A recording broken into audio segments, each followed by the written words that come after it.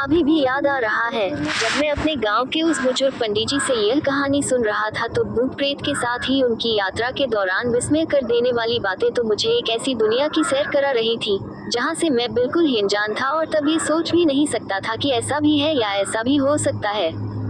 जी हाँ, घटना घटने के समय हमारे गांव के वो खमेसर पंडित जी वर्मा अब म्यांमार में चीनी मिल में नौकरी करते थे। आज भी गांवों आदि में अगर कोई व्यक्ति गांव से दूर खेतों बागों आदि में हो या किसी सुनसान जगह पर हो तो कुछ भी खाने से पहले उस खाने वाले वस्तु का कुछ भाग उस जगह पर गिरा चढ़ा देता है ताकि उसके सिवा अगर वहां कोई है, जैसे कि कोई न दिखने वाला प्राणी प्रेत आदि, तो वह उसे ग्रहण कर ले।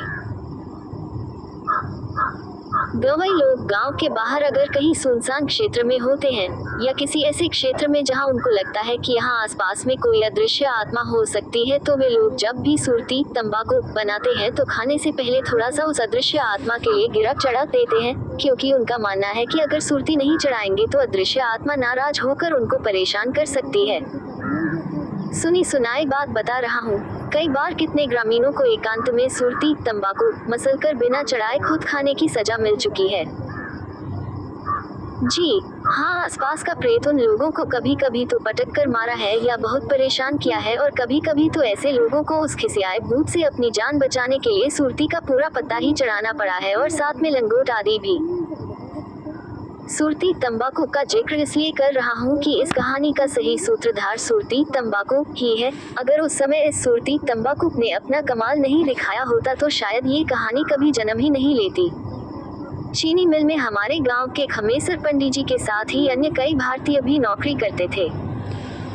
एक बार खमेसर पंडित जी ने उस चीनी मिल में काम करने वाले अपने कुछ भारतीय दोस्तों से कहा कि क्यों न हम लोग एक बार हिमालय की यात्रा पर हिमालय के दर्शन करने के लिए चलें।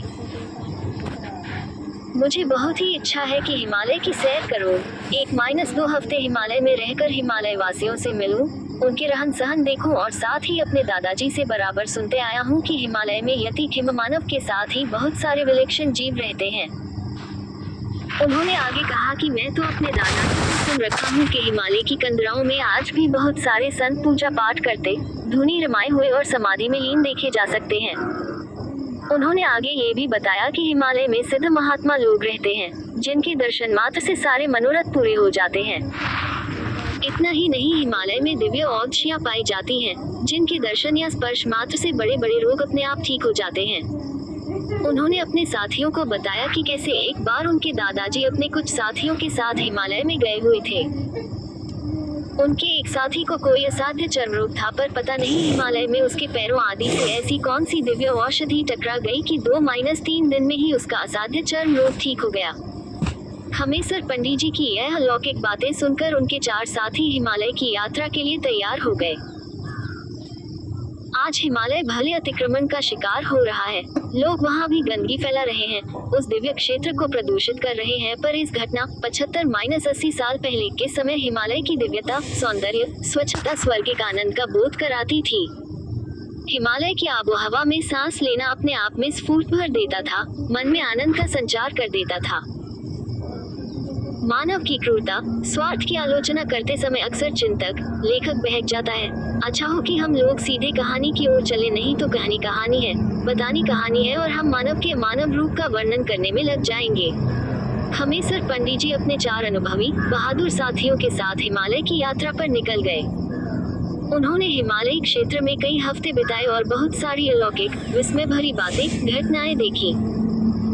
रोंगटे खड़ी कर देने वाली यह घटना आज भी मेरे जेहन में वैसे ही मौजूद है जैसे मैंने उन पंडित जी से 20-25 वर्ष पहले सुन रखी है।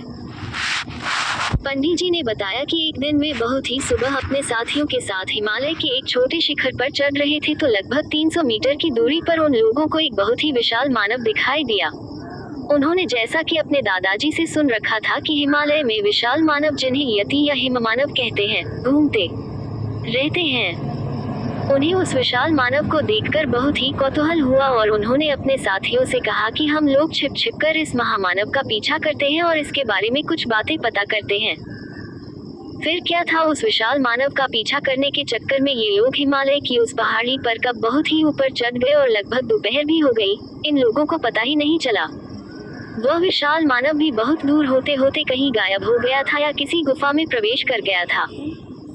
खमेसर पंडित जी के एक साथी ने कहा कि हम लोग काफी ऊपर चढ़ आए हैं और काफी समय भी हो गया है। भूख भी सताने लगी है और अत्यधिक प्यास भी। साथ ही हम लोगों के पास न कुछ खाने को है और न ही पानी ही। फिर क्या था, अब वे लोग उस पहाड़ी पर पानी की तलाश में, कुछ खाद्य फलों की तलाश में आसपास भटकने लगे। अचानक उन लोगों को आभास हुआ कि वे लोग रास्ता भटक गए हैं। यह आभास होते ही सबकी सांस अटक गई। अब क्या किया जाए, किधर जाया जाए। एक पेड़ के नीचे वे लोग बैठकर भगवान से गुहार करने लगे कि काश कोई आ जाए और उन्हें रास्ता दिखा दे। पर शायद वे लोग गलती से ऐसे क्षेत्र में प्रवेश कर गए थे जहां किसी अन्य मनुष्य का नामो निशान नहीं लग रहा था। धीरे धीरे शाम भी होने लगी थी और प्यास भूख से इन लोगों का बहुत ही बुरा हाल हो रहा था। दिमाग भी काम करना बंद कर दिया था। अब कोई चमत्कार ही इन्हें बचा सकता था। खैर, इनके साथ ही इनके चारों साथी भी बहुत ही हिम्मती थे। उन लोगों ने आपस में एक दूसरे को हिम्मत और धैर्य बनाए रखने के लिए कहा। खमेसर पंडित जी ने कहा कि हमें ईश्वर पर पूरा विश्वास है और जरूर हम लोग इस परेशानी से बाहर निकलेंगे।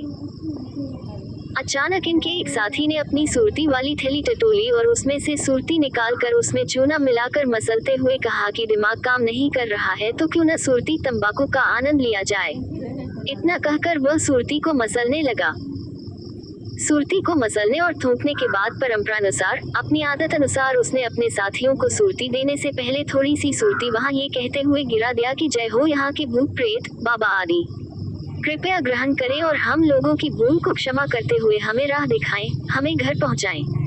जी हाँ, उस चढ़ाई हुई सुरती ने अपना काम कर दिया। अचानक वहां बहुत ही भयानक और तीव्र हवा चली। आसपास के छोटे छोटे पेड़ अजीब तरह से एक दूसरे से टकराए और एक विशाल भूतकाया प्रकट हो गई। वह काया देखने में तो इंसान जैसी ही थी, पर आकार प्रकार में एकदम अलग, जो उसके प्रेत होने की पुष्टि कर रही थी। खमेसर जी और उनके साथी डरे नहीं, अपितु हाथ जोड़कर अभिवादन की मुद्रा में उस विशाल काया की ओर देखने लगे। खमेसर जी और उनका कोई साथ कुछ बोले इससे पहले ही वह विशाल काया तड़प उठी। बहुत दिनों के बाद कुछ खाने को मिला है, तुम लोगों का मैं शुक्रगुजार हूँ। इसके बाद उस विशाल काया ने कहा कि मुझसे डरने की कोई आवश्यकता नहीं है, क्योंकि मैं इस क्षेत्र में चाहकर भी किसी का नुकसान नहीं पहुंचा सकता। इसके बाद वह प्रेत काया वहां से जाए इससे पहले ही खमेसर पंडित जी ने कहा कि हे भूतनाथ, हम लोग रास्ता भटक गए हैं, कृपया हमें नीचे तक बस्ती में जाने का मार्ग बताएं। खमेसर पंडित जी की बात सुनकर वह प्रेत पहले तो हंसा, पर फिर अचानक गंभीर हो गया। उसने कहा कि मैं तो खुद ही भटक गया हूँ। सालों हो गए इस क्षेत्र से निकलने की कोशिश कर रहा हूँ, पर खुद ही नहीं निकल पा रहा हूँ। उसने आगे कहा कि मैं ब्राह्मण हूँ, बहुत पहले इस क्षेत्र में आया था। एक गुफा में एक महात्मा की सेवा में लग गया था, क्योंकि मुझे सिद्धियां प्राप्त करनी थी। एक दिन मुझसे एक घिनौना अपराध हो गया। मैंने महात्मा जी के समाधि में जाने के बाद धीरे से उठा और उस गुफे के बाहर आ गया। गुफे से बाहर आने के बाद अपनी थोड़ी सी शक्ति जो मुझे प्राप्त हुई थी उसके बल पर आसपास अपने तपोबल से नजर दौड़ाई। मुझे पास में ही किसी भूतनी के होने का आभास हुआ। मैंने अपनी शक्ति से उसे अपनी ओर खींच लिया और उसे एक सुंदर युवती में परिवर्तित कर दिया। फिर मैं उसके साथ विहार करने लगा। मैं विहार में इतना लीन था कि मुझे पता ही नहीं चला कि मेरे महात्मा गुरुजी मेरे पास आ गए हैं। अचानक मुझे भान हुआ कि मेरे गुरुजी गुस्से में जल रहे हैं। मैं कांपने लगा और इशारे में उस भूतनी को भागने के लिए कहा। कुछ बोलूं इससे पहले ही मेरे गुरुजी बोल होते, नीच ब्राह्मण, तूने ब्राह्मण का तपोशक्तियों का अनादर किया है, तुम जीने का अधिकारी नहीं। मैं तुझे श्राप देता हूँ कि तुम भी मनुष्य योनि त्याग कर प्रेत हो जा। गुरुजी के इतना कहते ही मेरा शरीर जलने लगा और मैं कुछ कर पाता इससे पहले ही मनुष्य योनि त्याग कर प्रेत योनि में आ गया था। इसके बाद गुरुजी ने कहा कि तू आसपास के क्षेत्र में ही भटकता रहेगा और अपने किए की सजा भुगतता रहेगा, और इतना कहकर गुरुजी गुफा में प्रवेश कर गए। फिर मैंने कई बार सोचा कि गुफा में जाकर अपने गुरु से क्षमा मांगूं, पर जब भी उस गुफा की ओर बढ़ने की कोशिश करता हूँ शरीर जलने लगती है और कोई बड़ी शक्ति मुझे गुफा में प्रवेश नहीं करने देती। इसके बाद उस ब्रह्मपिशाच ने कहा कि शायद आप लोग गुफा में प्रवेश कर जाएं। उसने कहा कि अगर आप लोग गुफा में प्रवेश कर जाएंगे तो आप लोगों की जान अवश्य बच जाएगी, क्योंकि गुफा में बहुत सारे सिद्ध अतिसिद्ध महात्मा रहते हैं। वे लोग अपने तपोबल से आप सबको नीचे बस्ती में पहुंचा सकते हैं। इसके बाद उस ब्रह्मपिशाच ने कहा कि निडर होकर मेरे साथ आइए, मैं गुफा का द्वार दिखाता हूँ। फिर क्या था, बिना कुछ बोले या दिमाग पर जोर डाले हम लोग उस प्रेत के पीछे हो लिए। कुछ दूर चलने के बाद हमें कुछ ऊंचाई पर एक गुफा की आकृति दिखी। उस प्रेत ने बताया कि थोड़ा ऊपर जो एक छेद दिख रहा है, आप लोग उसी गुफा में प्रवेश करने की कोशिश करें। हम सभी लोग उस प्रेत की बात सुनकर हतप्रभ हो गए। हम लोग कोई छोटे मोटे जीव, सांप, बिल्ली आदि है क्या कि इस पतले छेद से अंदर जा पाएंगे। शायद वह ब्रह्मप्रेत हमारे मन की बात जान गया। उसने अट्टहास किया और बोला, अरे डरिए मत, यह लौकिक द्वार है। अगर आप लोगों ने थोड़ा भी पुण्य किया है या अच्छे इंसान होंगे तो इस पतले छेद के पास पहुंचकर प्रार्थना करने पर, नमस्कार करने पर यह छेद अपने आप लोगों को मार्ग दे देगा, यानी बड़ा चौड़ा हो जाएगा। हम साथियों ने इशारे ही इशारे में एक दूसरे की सहमति लेकर उस पतले छेद के पास पहुंचे। फिर क्या था, हम लोग झुककर उस छेद को प्रणाम किए। अरे ये क्या चमत्कार हो गया, और वह पतला छेद एक बड़े आकार में बदल गया। फिर हम लोगों ने उस प्रेत महानुभाव को नमस्कार व विदा करते हुए उस गुफा में प्रवेश कर गए। अनोखी, अद्भुत, अलौकिक, स्वर्गिक गुफा, जिसका वर्णन हो ही नहीं सकता। गुफा में हम लोग जो जो अंदर बढ़ते गए, हम लोगों की थकावट, डर छूमंतर होते गए। एक ऐसा आनंद जो शायद आनंद की पराकाष्ठा हो। अब भले हम लोगों के साथ जो भी, पर हमारा मनुष्य जन्म सफल हो गया था। हम लोगों को इस बात का भी गर्व हो रहा था कि वास्तव में हम लोग अच्छे इंसान हैं। तभी तो इस गुफा ने हमें अंदर आने के लिए मार्ग दे दिया। खैर, मैं प्रभाकर पांड्या भी अब इस अनोखी, रहस्यमयी, सभी सुखों को देने वाली दिव्य गुफा में रहना चाहता हूँ और परमानंद की प्राप्ति करना चाहता हूँ। मैं ऐसा करूँ, इससे पहले मेरा फर्ज ये भी है कि मैं अपने पाठक महानुभावों के लिए इस कहानी को पूरा करूँ। गुफा में और कुछ अंदर जाने पर अचानक इन लोगों को रुकना पड़ा, क्योंकि सामने से इन्हें जंगली हिंसक पशु आते हुए दिखाई दे रहे थे। तो कभी उफनती नदी इन्हें बहा ले जाने का प्रयास कर रही थी, तो कभी प्रज्वलित आगे बढ़ती अग्नि इन्हें जलाने का। पर यह सब माया जैसा ही लग रहा था, क्योंकि न वे हिंसक पशु इन्हें नुकसान पहुंचा रहे थे और ना ही नदी इन्हें भिगो रही थी और ना ही अग्नि इन्हें जला रही थी। इस हिम्मती दल ने हिम्मत दिखाए और आगे बढ़ना जारी रखा। कुछ दूर और आगे जाने पर एक महात्मा दिखे, जिनका शरीर दिव्य था।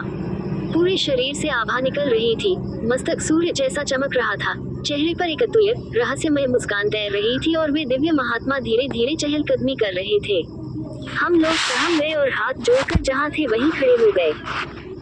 फिर क्या हुआ कि उस दिव्य महात्मा ने हमें और अंदर आने के लिए कहा और बिना कुछ बोले गुफा में एक तरफ बैठ जाने का इशारा किया। उस गुफा की सबसे रहस्य, अलौकिक बात ये थी कि जिस किसी को जितनी जगह चाहिए थी, वह अपने आप मिल जाती, बन जाती थी। अरे ये क्या, जो ही हम लोग बैठने लगे, पता नहीं कहां से हमारे बैठने वाली जगह पर खूबसूरत व आरामदायक बिस्तर बिछ गए। फिर उस महात्मा की सौम्य आवाज सुनाई दी, मनुष्य श्रेष्ठ, लगता है कि आप लोग रास्ता भटक गए हैं और काफी देर से परेशान हैं। आप लोगों को भूख और प्यास भी खूब लगी है। आप लोगों को रास्ता बताने से पहले हमारा ये भी कर्तव्य बनता है कि आप अतिथियों की सेवा करो। इतना कहने के बाद उस महात्मा जी ने वहीं पास में उगी तुलसी माता के कुछ पत्तों को तोड़ा और हम पांचों के सामने एक एक रख दिए। फिर क्या था, एक नया रहस्यमय चमत्कार। मिनटों नहीं लगे उस तुलसी पत्ते को थाली गिलास स्वादिष्ट व्यंजनों में तब्दील होने में। सबसे अनोखी बात यह थी कि हम सबकी थाली में अलग अलग व्यंजन थे, यानी हमारे मन में उस समय जो खाने की इच्छा हो रही थी, उन्हीं व्यंजनों से हम लोगों की थाली भरी पड़ी थी। फिर क्या था, उस दिव्य महात्मा का आदेश मिलते ही हम लोगों ने छट छट कर उस दिव्य प्रसाद का आनंद उठाकर पूरी तरह से तृप्त हो गए।